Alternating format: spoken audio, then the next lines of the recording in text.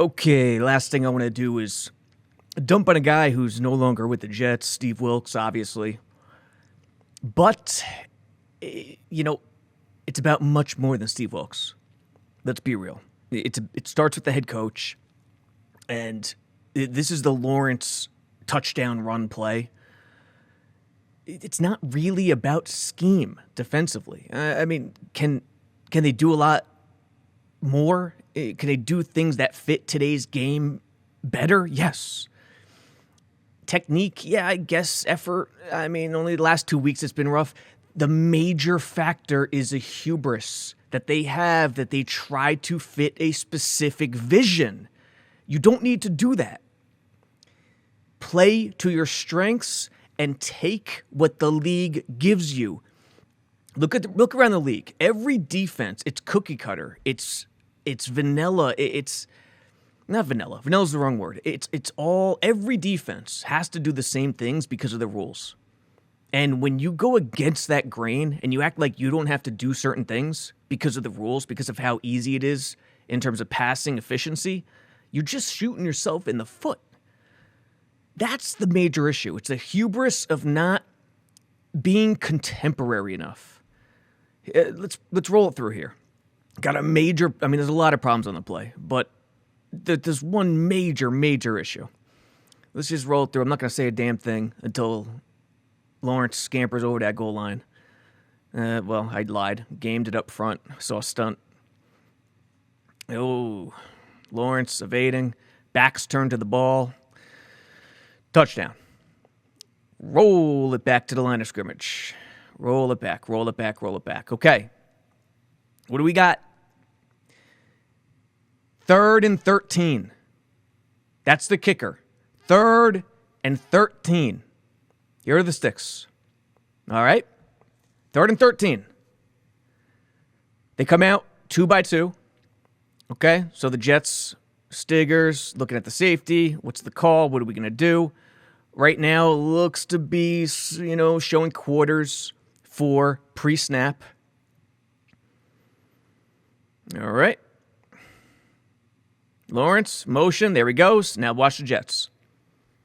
Check. 3 by 1, 2 by 2, 3 by 1. Here comes Stiggers. Into press. Safety bumps over. So, what's this pre-snap? All right. Lawrence scanning. Okay. Familiar. Now, what are we in? They checked. It was 2 by 2. Looked for pre-snap. Motion, 3 by 1. And it is a cover 6 pre-snap look all the way. No doubt about it. Off here, what the hell is Stiggers doing? Why are they locking it? Why? Okay, maybe he's going to bail and he's not going to press man, but why are they locking it on the solo side here when it's 3rd and 13? I understand there's red zone 6s where you're going to play press man sometimes. You don't have the personnel, number one. Number two, yes, zone match is critical. Against 3 by 1, you're going to be in 6 a lot. I'm a huge advocate. You have to play 6. There's so many different variations where you could do it too, and repeatedly do it. Yes, and they didn't do it early enough in the year. As the year has gone on, they've done it more. But man, you're just shooting yourself in the foot. If you're going to be this hard on the solo side on a 3rd and 13, this is where the sticks are. You could be in 6. Fine. Play off. And if you play off, you could clamp it outside and high, and the safety inside. But everyone's heels at the first down marker, much more advantageous. What are you worried about? A shallow cross? Let them do it. Go shallow cross, drop it in a 6, and come up and rally. See, this is the stuff, man. Like it's not scheme per se. It's situational strategy that doesn't jive with today's league. Later in the game, Jets played off. They learned a lesson, obviously, after getting destroyed. and I forgot who it was, but they completed a pass, and someone rallied up and made the tackle. 4th down. Got the job done. Why do you not want to be impressed here? With the rules, anytime you go press, anytime you get hands-on, you put yourself at the mercy of the officials. Period. And if you do that, guess what's going to happen? Even if the coverage is good, you might get flagged, and a 3rd and 13 turns into an automatic 1st down. You have to be smart. And a 3rd and 13, play off. Play off and have something else. Brackets. Drop. You don't need to be in zone match here. It's 3rd and 13. But let's play it off the snap here. Quincy's bluffing. Clark is bluffing. Lawrence knows better. No one's coming. All right. Sherwood's on 3. Let's see what the boundary safety does. Is he poaching? Or is he more of a bracket? I would assume poaching since the press is here up top in a lock. Off the snap. Stiggers, hands on. You got to know. If you're going to be press and stay hard and not bail, I mean, you can show press and bail, turn those hips, get on top, play the sticks, but they don't. Hands on right now, you put yourself at the mercy of the officials, period. It's not smart. It's stupid. It's 1970s football. Like, it doesn't, you got to play the odds. And when you play the odds, you know you got to play off coverage here on 3rd and 13. Heels at the sticks, whatever coverage you're in. Zone, you're going to be zone instead of match for the most part. Even if it's 3-by-1, there's plenty of things you could do against that. And you don't put yourself in risk of the official calling a flag. As it turns out, Stiggers does get hammered for a flag here. Everywhere else, it's good coverage. I mean, look at this. It's perfect. It's off outside leverage here from Stevens on top of number 2 with the safety.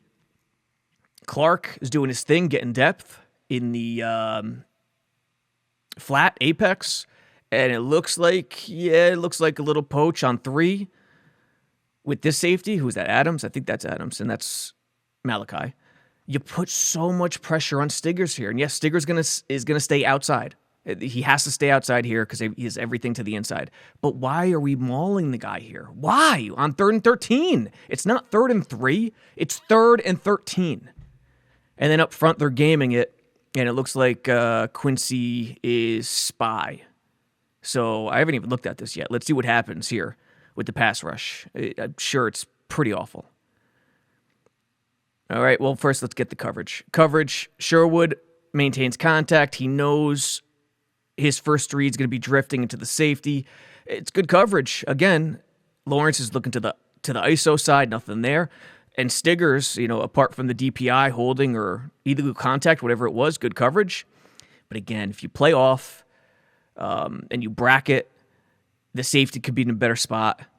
You could have Sherwood run with 3. There's so many different things you could do where you don't put yourself at the mercy of the officials. That's the problem. And we've seen it all year. There was a 3rd and 25 or 3rd and 28 in Tampa where Sauce was in press and Mayfield just chucks it on a vertical down to Evans. Whoop, DPI, flag, automatic 1st down. So they gamed it up front. How responsible is the pass rush? Looking pretty solid right now. Jermaine's squeezing it. McDonald's trying to come down the middle. Clemens is doing his thing. I don't know who the hell's on the other side there. Who that other D tackle is, because, okay, they gamed it, and McDonald looped. Jermaine, still responsible, still in a great position. You don't want to get beyond Lawrence. That's the key. You don't want to get behind the QB. A mobile QB in today's game. Why are sacks down? Why is defense down? Part of it is this. You just have to maintain responsible rush lanes instead of going one-on-one. Reggie White, he would have been dominant in any era, but he wouldn't have had as much fun. I'll tell you that. Same with Lawrence Taylor, because these mobile quarterbacks will kill you on the ground. Okay, good job. Well, good job containing it. Not a great job beating a guy or getting someone free. Quincy, I said spy before, but green dogging it because he had the running back the entire time. Hops on him. Still, coverage is great downfield. Okay, Lawrence resets. Bear down, guys. Bear down, bear down, bear down. You cannot fly past him. Break down, McDonald. Break down, break down, break down, break down. I mean, you got this guy up top who's way beyond him. McDonald flew past him. Jermaine was doing a good job the entire time. And this is the sin. Just not keeping it responsible and getting overzealous. Coverage was solid, but it was a flawed idea from the start. Not playing smart. Putting Stiggers or putting a corner in a lock there in a cover 6. Press, I should say. Putting in press, physical, giving the official an opportunity to throw a flag. In this league, when they throw, they must have a competition. Whoever can throw the most flags at the end of the year gets a car or something. That's how you got to think as a DC. And I don't know how you do that on 3rd and 13 here. Play off. Play spot. Heels at the back at the first down marker and rally. I know it was 3-by-1, but there's plenty you could do still. You could stay 6 and match. And if they go mesh or go shallow, have a different call. Have a safety drive. There's so many things, man. So this is the stuff, man. Just be the hubris to not obey what you have to do defensively in today's league where the rules make it impossible for you. And this is an example. There's no chance you should be impressed on 3rd and 13 in this scenario. Why does the Jets defense get destroyed on play action? Fans see it. Commentators say it. We hear it all the time. It's just like taking a candy from a baby. It's terrible. First play of the game, which is the most important play. After one play, obviously, it sets the tone. Here we go. Roll it through. Base, I think it's 12 personnel for Jacksonville. Too easy. Way too easy. Play action, boot, pretty standard, pretty simple. Now, why? Why does it happen? In terms of Lawrence and Liam Cohen, who I'm sure is not good at parties, but is a damn smart football coach in this modern era on the offensive side of the ball, the acting job is good. They carry it out pretty nicely. It's not phenomenal, but how does the Jets defense get fooled so badly? That's what we're going to try to discover right here. 4-3, single high. Single high, off coverage with the corner. So what does that mean? That means Wilks and the Jets are trying to play the run. 4-3 basically turns into a 4-4. Strong safety in the box, linebacker. All right, so we can call it jet. Jet motion is going to bump everyone down. 4-4. We've got the 1 tech here. We got the 3 here. Clemens in his usual spot. Not wide. McDonald, wide. So in these situations, when you have a 1 tech, and we'll call it a 9 for the sake of easiness, this is the area you really got to cover up. And we'll get to the gap assignments, the hole assignments on the other view. But what you got to do, first of all, let's watch the second level. Watch the second level here. All right, motion, eye candy, bump it down, bump it down, bump it down. Lawrence carries it out, get that ball out, let the defense see it, let them see it. It's not Boomer Esiason, but okay, they get it done. Look at the linebackers here. Quincy, Michael, Sherwood as the Mike. Feeling it, feeling it, feeling it. Dead. This is terrible. It's terrible. And I'll show you why it's terrible. But it's terrible here because they're playing hero ball. They're playing lost in space. They're playing for themselves. They're not doing the right thing that they're supposed to do. They're not locking in on their reads. When you are a linebacker, safety even, in the box, you got to lock in on your reads. And for these guys here, it's going to be the guard. It's going to be someone on the O-line. So let's watch the O-line for Jacksonville. Are they coming off like it's a run here? No, they surely aren't. They're standing up. Now, credit to Liam Cohen for really coaching them up and trying to sell it. They do a decent job because you got the combo, the double right here on the one, and that'll fool a few folks if you're not really locked in.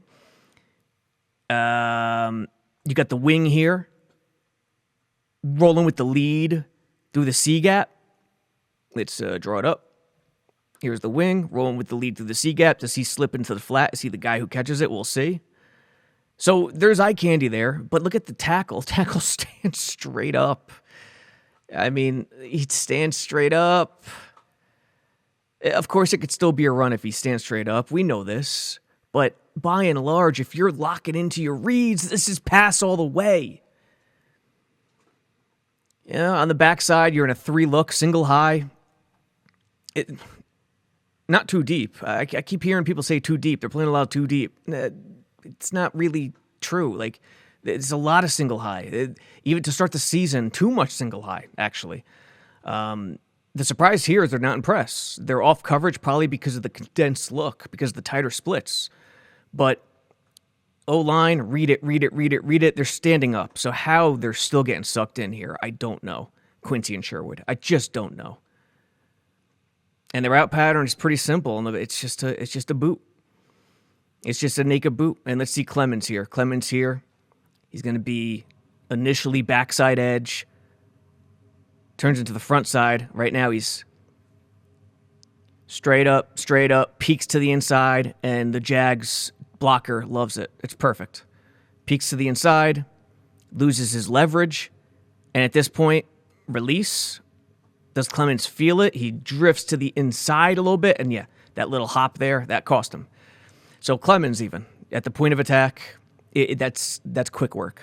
That's quick work to get your quarterback late release into the flat, but get your quarterback feeling pretty confident rolling. Not naked because it was a late release, but you get the idea. Feeling confident in space. And what's the route combo? Backside 8 to 10 yarder, corner coming, who was late to get there. And the late release is the flat. So that's it, folks. And we'll take one quick look at it from the other angle, but here's the route pattern. 8 to 10. This guy's going to loop in and eventually get to the corner. This guy's probably doing a wheel or I don't know, or a stop or something. And here's the late block and release, hold and release to the flat. And then all Lawrence has to do is sell the play action, and boom, off to the edge. And, if you're a defense, you just have to do your job. You just have to do your single job. That's it. And for some reason, the Jets, especially the linebackers here, just don't want to do that. They don't want to play for each other. And thus, this is why the Jets defense just gets destroyed against play action all the time. So Adams communicating, bump, here comes motion, and it's jet, so that's eye candy. Snap the ball at the jet point, and after the bump, here are the run fits. One tech, A, McDonald, edge, I think. This is pre-snap only. We'll see what happens. Actually, let's roll through first because we don't know. The McDonald probably doesn't crash, but yeah, no, he doesn't crash.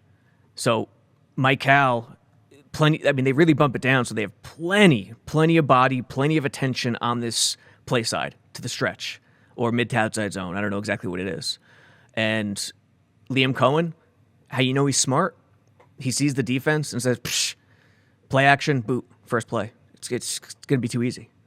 They just flow. They overextend and flow. And that's exactly what happened here.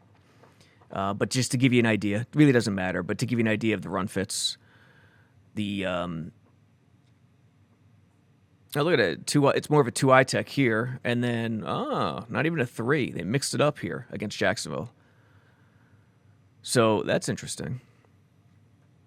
But Quincy is going to be A. Shorewood, B. Mike Cal's pretty much free, probably extending to the edge. Adams, B. Clemens, edge. Play that guy straight up. B backside just in case it is a naked, which it pretty much turns out to be. So, play it through. One last time. Impossible. What are you guys doing? Like, let's watch the line. Do they really fire off as if it's a run? Do they flow if it's a zone? What do they do? Well, considering this combo, I mean, it could still be, it's more of a zone feel, I guess, initially, but they're standing up. They're standing up. In the NFL, this is standing up. And look at 76. He doesn't climb whatsoever. So how Quincy, after feeling 76 not climbing, still goes for that run action, I'll never know. I just don't get it. So just when you're watching the Jets, these final 3 games, this is why they get burned on play action. They're just not doing the right thing. They're playing selfishly. After the play action on the first play of the game that got them 7, 2nd and 3. So, what happens? Let's roll it through. Again, Jets, single high, off coverage, outside with the corners, play and run. Base 4-3, pretty much turns into a 4-4 again with Tony Adams in the box. Let's play it through. 12 personnel, Jacksonville. There goes Malachi. Post. Oh, little run blitz off the edge with Adams. Nothing doing. Jacksonville picks up 8 on a play where the Jets go run blitz. They guess right. They have the pre-snap right, and they don't execute. So what's the play here? Well, it's a pitch. And when you see pitch or toss, you think it's going to go wide to the edge. Not the case. Even though it's a pitch, it's a split zone. So, first of all, you get the jet motion coming here, more eye candy. And because Tony Adams comes on the run blitz and has the edge, Clemens is asked first step inside, crash. Quincy has to bump down and hit the flat to take that man. Because if Adams is blitzing, someone has to cover for him. So, again, Liam Cohen uses the Jets' overextension, over-aggressiveness against them and just uses their sloppiness against them. So,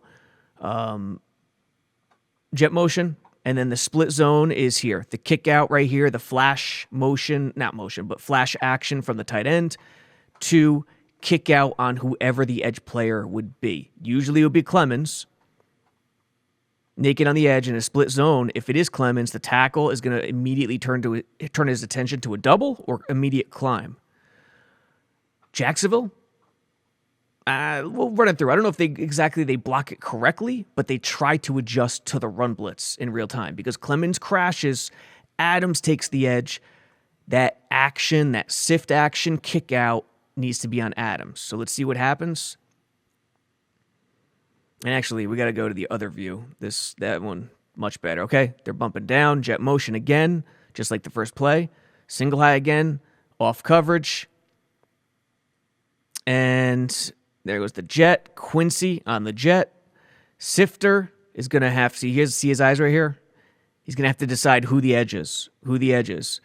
The tackle would usually climb either a double, not here, because it's a one tech, I think. So there's already a double. He's going to climb to the second level. But because Clemens is stepping hard inside, he's just going to have to pick him up.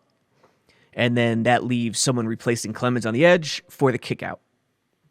That's Sifter, the tight end. All right.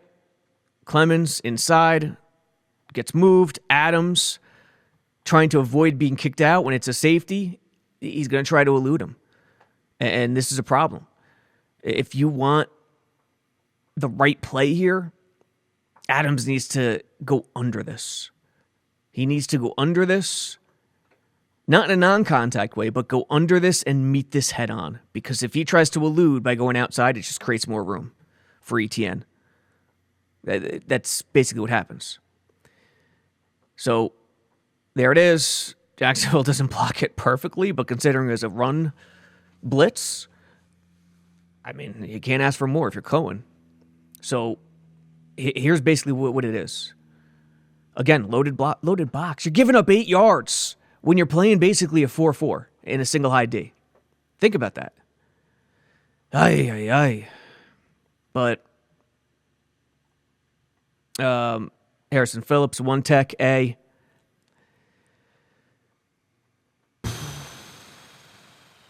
Who is that? Briggs, B. Clemens, edge.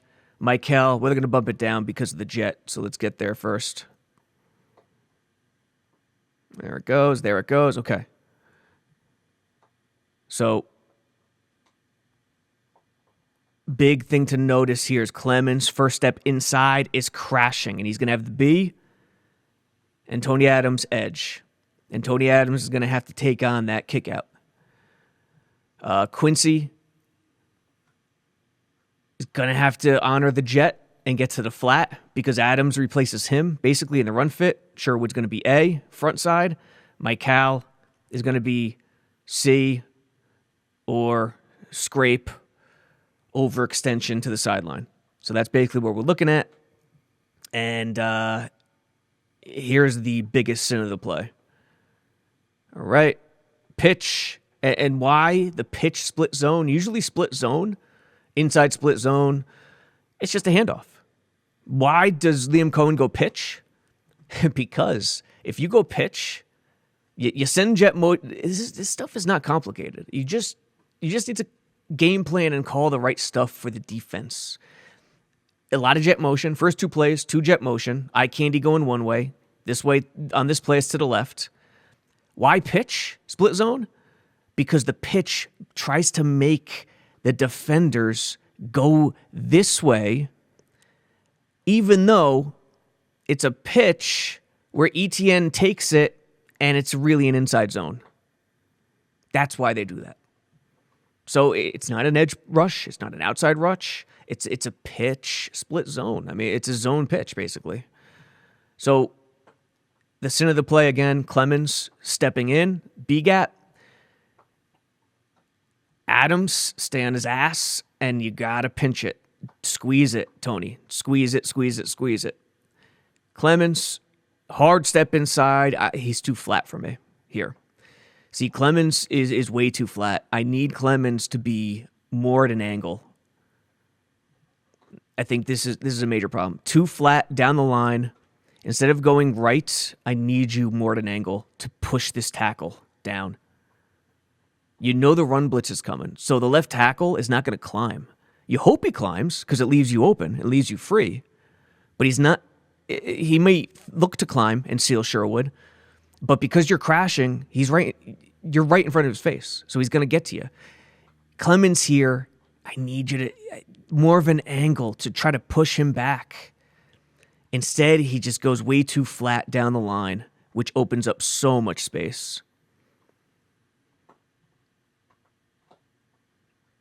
And then, yeah, see right there, like I'll be generous and call it a rip. Tries to get underneath, and at this point, you're dead, man. Like, look at this positioning. You're giving up your back. Where do you think this is what the pitch did? To Clemens, seeing that pitch made him think he was automatically in backside pursuit. That's what happened. And that's smart offensive coordinators. Pitch, split zone, get the backside, the hustling backside guy to start to think he's in backside pursuit.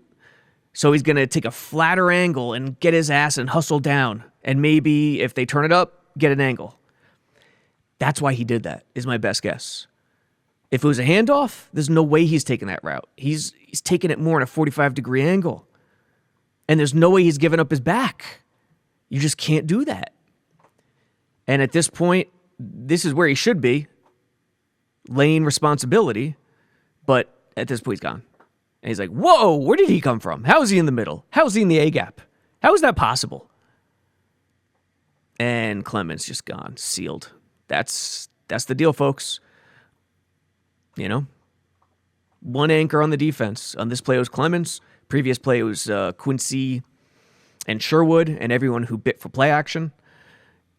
One guy, and that's all it takes. And Tony Adams, too. Let's see what Tony Adams does. He's really got to keep it tight here if he's blitzing. Clemens, too far inside. Adams, flat, flat, flat, flat, flat. Now, if you're Adams, you got to feel the space to your left. You can't go outside the sifter. I mean, look at him. His eyes aren't really on him. His eyes are on Clemens, the sifter, the kick out. So if you're Adams, you really got to get even more flat and try to make ETN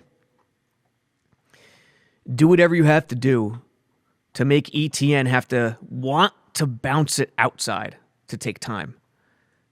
Because the shortest path, which happens, going up this way, it's not what you want. But keep an eye on Adams. Let's go Adams, and that step to the outside. Why are you trying to avoid? And listen, he's a safety. He's not a backer. He's not a front seven guy. So I get it. But tight ends aren't exactly, Mike Ditka fierce like they used to be. They're little guys these days. So, if I'm a coach, I'm telling Adams, you can't elude outside like that. Eluding and just creating so much more space instead of taking it head on and trying to jam something up is just going to kill you and your defense. And that's what happens. McDonald on this side, what happens here? How does he get free? Okay. He gives it a shot. Not much McDonald could do. But yeah, Clemens too hard inside. The pitch got him. He thought he was backside pursuit. It's not good. After the Jets' first positive play on defense, which turned into a cover 2, and Jacksonville just, screwed the pooch on the screen, incomplete. 2nd and 10. Let's roll. Okay, Lawrence sees the threatening blitz with the linebackers. Again, single high. Coverage, soft up here. Press on the number 2. Let's see what happens. 2x2. Here comes motion. Now, this is not a spot you want to be in. It's single high. So it looks 1. Is it cover 1? Is it blitz with a single eye? Not sure. But if it's man, this is not what you want to see. A stack. So you better have a call on. Are you guys in sync? Are you two in sync? First in, second out. Second in, first out. Are you two in sync? Let's see. Roll it through. Oh, not good. So gets beat to the inside. First down, big play. Now, watch the pressure. The pressure actually works. Quincy up the A-gap. Good pickup by ETN, but it doesn't work to a sack, but it works to make sure Lawrence releases the ball quickly. The only problem is you can't get beat this cleanly when you have the blitz on. Coverage is all about timing up with the pressure. Is it a 4-man rush? Is it a 3-man rush? Are you bringing 6, 7? Coverage has to match up with that. And here, giving up the inside does not match up. That's the problem. So it turns into a 5-man rush. Yep, Sherwood is green dogging it, which means Sherwood has ETN. Cover 1 everywhere. It's as clear as day.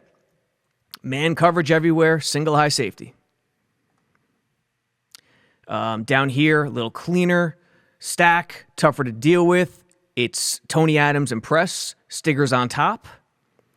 It doesn't look like they have anything on between them. But here's the key. Now, if we're watching the real key here, if you're Stiggers, you know there's pressure on, okay? What do you not want to give up? The inside. But here's the even bigger key, and this is the coaching point that he's going to get. Whether they have a call on or not, first in, second out, whatever. Whether or not they're sticking with or not, it looks like they're sticking with since Adams is press. When you're watching this off the ball, when Adams' guy takes an outside release here, right? He takes an outside release. Guess what? Stiggers, you can't overextend because your dude is not going to go outside. You're not going to have two Jags weapons taking outside releases. And if he's going to pivot, if he's going to toy with you to the outside, you know he's coming back in because this dude's going outside. If this is the dude who's toying outside to pivot back in, he's already in trouble because Tony Adams has inside leverage. So if you're Stiggers, you cannot get even with this man. You got to stay inside out of this man. Okay. Even. You're even, and you're done. That's just, it's not smart. The Jets, Glenn said something in the presser. It's not about the X's and O's. It's about the character. This league has never been more about X's and O's than it is right now. Never. It's about smarts. And this is not smart football. So, I mean, hopefully Harris could do his thing. He's got a hell of a lot of work to do. This one is directly attributable to the Wilks system, to something they love to do, and there are positives, but there are also negatives. And this play, definitely a negative, but let's play it through here. It was trips with a tight end in line, motion to 2x2, snap it with a stack Z over tight end look, and that's an incredibly way too easy situation. 2nd and 5, first drive of the game. Again, Liam Cohen taking candy from a baby. It's just way too easy. And listen, again, I know the Jets' talent isn't crazy, but this is just a lack of this is just a lack of not keying in on your reads. It's that simple. And it's selfish. It's selfish football defensively. So let's watch the Jets defense to see what happens here. Okay. Push it down. Tony Adams says 11 personnel for the Jags. For the Jets, nickel, obviously. And what do we got? Single high again. A lot of single high early in this game for the Jets. Not press. Off here. Here's Stiggers at the bottom. Off. And it's a loaded box because Adams is basically the third linebacker, creating a 4-3 against a lighter 11 personnel look. Now, off the snap, let's see what we have. All right. Stiggers at the bottom. There goes motion. Get up top. Receiver moving through the lead C gap that the NFL loves these days. Angstran does it as well a lot. Sherwood activating on the run. Is it a run blitz? I'm not exactly sure. We'll see. Let's run it through. Play action, of course. Now watch Stiggers activates. And this is what I'm talking about. We've discussed it a lot. How in this scheme, when there's no weapon on one side, when it's just the tight end, and the motion makes it so. So the corner on the tight end side with no weapon, Wilks, the Jets, love to activate that guy, which means be very aggressive against the run. Very aggressive. Oftentimes they'll have the D-end crash, and then the corner take the edge. Very aggressive. It's not a run blitz. They're just activating against the run. It's a very, very different thing, but it's still very aggressive in today's league. Jermaine takes it on, 45. Stiggers, who's he reading? Who are you reading? His first read is going to be the receiver. Once he gets inside the tight end, you got to be on your P's and Q's.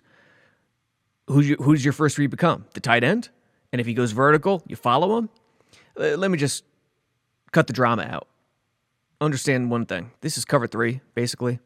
So deep third corner, deep middle, Stiggers, deep third. That's what we're looking at. All right. Flat, hook. So, where did Brian Thomas catch it? He ran pretty much a dig. Caught it right here. And when you watch it on the highlight, reel or tape, you're going to say, Malachi, what are you doing? How come you can't drive on that and get there? That is a very difficult play for a safety to drive down on. The reason why it works is because watch Stiggers. Activates, run, done. He abandons his deep third, which is right here, and Lawrence sees it and just lays it right in front of Malachi. To ask the free safety to cover this dig one-on-one is an impossible thing. Impossible. And Liam Cohen, the smart dudes in the NFL, smart offensive play callers, they see defenses and they see what they try to do, and it's just too easy. If these guys aren't keen in on the reads, it becomes this easy. The reason why they ran with this motion specifically is to create a situation where the tight end is number one. No one is outside of him, because in that situation, the Jets love to activate the corners in a very aggressive fashion. Now, to do that is okay, but you gotta key in on your reads. And if the O-line, I know it's as a corner, it's tough to key in on the O-line. Safeties, definitely. Linebackers, definitely. But you could see they're standing up.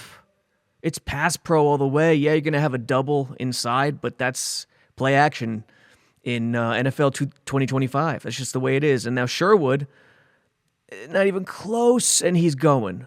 Dude. So there's Sherwood and Stiggers just both getting eaten alive on the play action. Hey, we saw positives with them loving to activate the corners. The AZ Thomas tackle for loss a couple weeks ago. This is the negative. And when you take on a guy as a head coach like McDaniel, Liam Cohen, they're going to torch you unless you're doing the right thing individually. And here's an example. And let's watch the play action, okay? So you're going to have a double right here. Motion comes in. Perfect timing, lead through the C-gap. Quincy drifting to the inside here. Let's see. Really, really drifting to the inside. Can you get back outside? If this guy blocks you and seals you, I don't know, man. Running back could easily bounce it to the C and out. Stiggers would be there for sure. So, but Quincy jams that shallow cross there, and Stiggers is just lost. Stiggers and Sherwood, both of them. Malachi has to stay on top. If he tries to drive on an angle, it's gonna be trouble. So that's the story, man. Another play on the first or second drive where the OC Liam Cohen just sees what the Jets do, laughs, and says, "Man, this is gonna be easy."